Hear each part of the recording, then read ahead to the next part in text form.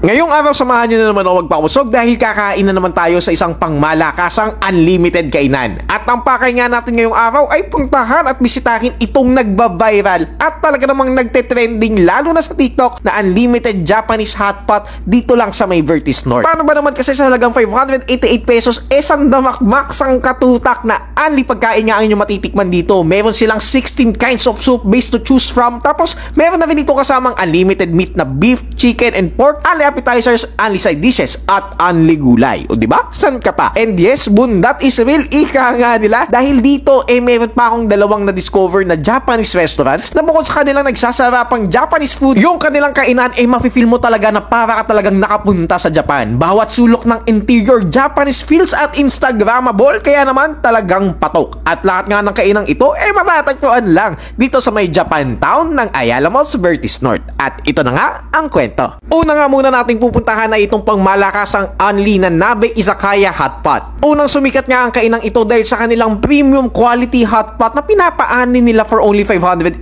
pesos. Pero dito nga na-discover ko na mag-additional na kayo ng 288 ma-upgrade na ang inyong only experience. Sa kanilang ang upgrade matitikman nyo na rin ang kanilang gyoza, chicken karage, California maki, gyudon, Angus beef at kung ano-ano pa. Ang pinakagustuhan ko dito sa Nabe ay sobrang daming soup na pwedeng pagpilian at lahat ng ingredients mula sa boss meat at gulay lahat talaga premium quality. Kaya naman, panalong panalo. Pangalawang kainan na naman napuntahan ko dito sa may Japantown and I can say na pinaka nakaka-amaze is itong Japan Food Street. Pagpasok nyo nga sa kanilang kainan tatambad sa inyo itong kanilang pinaghalong traditional at modern Japanese interiors. At nakaka-amaze din dahil bukod nga sa kanilang kainan meron pa sila ditong maliit na Japanese convenience store. Promise, ang lakas talagang maka-Japan feels ng kainang ito. At nung in-story ko nga itong kainang to sa social media, nakalat talaga ng mga friends ko nagpunta ako ng Japan, ganun siya kaganda. Bawat detalye ng store talagang pinag-isipan at yung pagkain talaga namang nagsasarapan. Natikman ko nga pala dito yung kanilang tonkotsu ramen, fudo town roll, ebi tempura at kung ano-ano pa. At ito nga, wag na nga nating patagalin pa. Tikiman time na!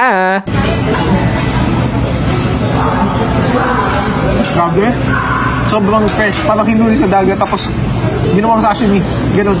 So, para sa akin, pinaka na-enjoy ko dito yung kanilang sashimi platter. I like how fresh and how succulent yung sashimi nila. Meron na tong kasamang tuna sashimi, sea urchin at salmon sashimi. Yung tempura naman nila malalaki at crispy yung batter. 430 pesos nga pala yung 5 pieces, tapos meron silang tag 3 pieces, 5 pieces at 12 pieces ng tempura na ito. Yung tonkotsu ramen naman nila napakalaki ng serving at nasarapan ako sa soup. Although yung noodles nila dito medyo maaligas-gas lang para sa aking panlasa. Last but not the least, pinakasulit na set meals na natikman ko dito sa may Japantown ay walang iba kundi dito sa may Tendon Kohaku. Ultimate Japanese experience dahil ang lalaki ng serving nila at ang brand na nga ito nanggaling pa talaga mismo sa Japan. Subukan ko nga pala kanilang bestsellers na Kohaku Tendon at Tonkatsu Teishoku. Look at this, ito yung kanilang Kohaku Tendon. Grabe, napakalaking tempura rice bowl. Samantalang yung Tonkatsu Teishoku 560 pesos, meron na tong kasamang tonkatsu, tamago roll, tuna sashimi, and mini potato salad. Definitely a must try kapag pupunta kayo dito sa may Japantown. And to complete our Japanese experience,